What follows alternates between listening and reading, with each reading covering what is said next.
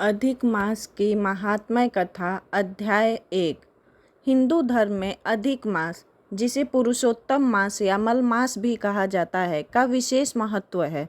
इस मास में भगवान विष्णु की पूजा अर्चना करने से अक्षय पुण्य की प्राप्ति होती है।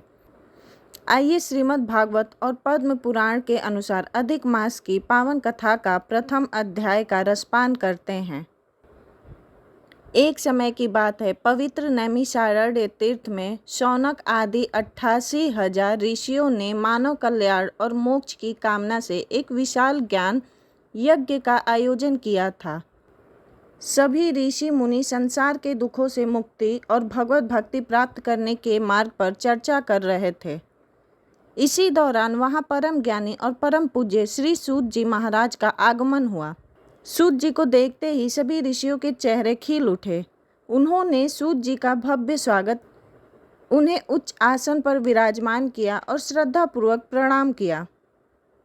शौनक जी ने सभी ऋषियों की ओर से हाथ जोड़कर सूत जी से प्रार्थना की, हे परम ज्ञानी सूत जी, आप समस्त शास्त्रों, पुराणों और इतिहास के ज्ञाता हैं। इस घोर कलयुग में मनुष्य अल्पायु, भाग्यहीन, रोगग्रस्त और चिंताओं से घिरे हुए हैं। वे कठिन तपस्या, यज्ञ या कठिन व्रतों को करने में असमर्थ हैं। कृपया करके हमें कोई ऐसा सुलभ और अत्यंत फलदायी मार्ग बताइए जिससे मनुष्यों के सभी पाप नष्ट हो जाएं और उन्हें सहज ही मोक्ष की प्राप्ति हो सके। ऋषियों की इस कल्याणकारी प्रश्न को सुनकर सूत जी महाराज अत्यंत प्रसन्न हुए। उन्होंने अपने गुरुदेव वेद व्यास जी और भगवान श्री हरि का स्मरण करते हुए कहा, हे श्रेष्ठ ऋषियों, आपने संसार के कल्याण के लिए बहुत ही सुंदर प्रश्न पूछा है। आज मैं आपको एक ऐसे गुप्त और परम पवित्र व्रत की कथा सुनाता हूँ जिसे सुनने मात्र से ही मनुष्य के जन्म जन्मांतर के पाप धुल जाते हैं। यह कथा स्वयं भगवान नारायण ने देवर्षि नारद को सुनाई थी। सूत जी ने आगे कहा, एक बार देवर्षि नारद जी तीनों लोकों का भ्रमण करते हुए बद्रिकाश्रम पहुँचे। वहाँ उन्होंने नारायण मूर्ति भगवान श्री हरि को तपस्या में लीन देखा।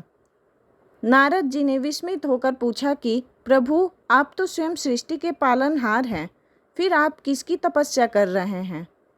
तब भगवान नारायण ने कहा कि हे नारद, मैं संसार के कल्याण के लिए आदि शक्ति और परम तत्व का ध्यान कर रहा हूँ।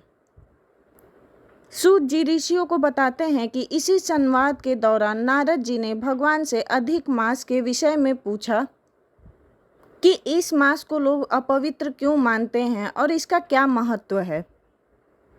तब भगवान नारायण ने हंसकर कहा, हे नारद, यह अधिक मास कोई साधारण मास नहीं है।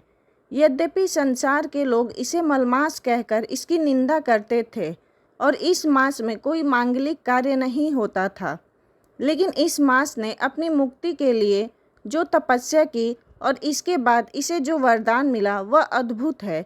यह मास साक्षात मेरा ही स्वरूप है। इति श्री अधिक मास महात्म्य कथा प्रथम अध्याय समाप्त हुआ। वीडियो पसंद आई हो तो लाइक करें, अपने दोस्तों और परिवारों में शेयर करें और हमारे चैनल को सब्सक्राइब करें। कमेंट में जय श्री हरि लिखें।